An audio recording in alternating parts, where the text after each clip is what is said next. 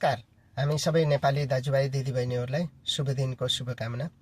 र अहिले जो न्युज आइरहेको छ र यहाँ घटनाहरू भइरहेका छन्, त्यसको लागि गलत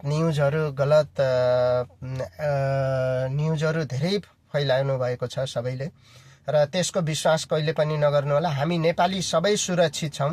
अहिले म पनि ड्युटीमा छु, गाडीहरू चलिरहेका छन् हैन, आरटीएका बसहरू, आरटीएका मेट्रोहरू सबै चलिरहेका छन्। हामी सबै सुरक्षित छौँ र कसैले पनि चिन्ता नगर्नु होला।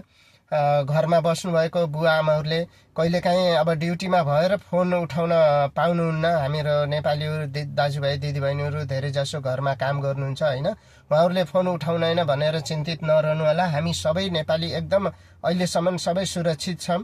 र बमबार त भइरहेको छ आसमानतिर, उही पटाका, दिवालीमा पटाका फुटे चाहिँ आवाज आइरहेको छ, त्यो सत्य हो।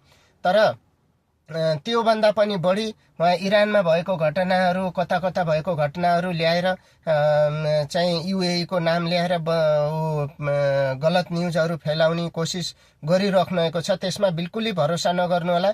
एउटो खलिज टाइम, एउटो गल्फ न्युज, यिनी दुईटा न्युजको मात्रै भरोसा गर्नु होला, अरूको भरोसा नगर्नु होला।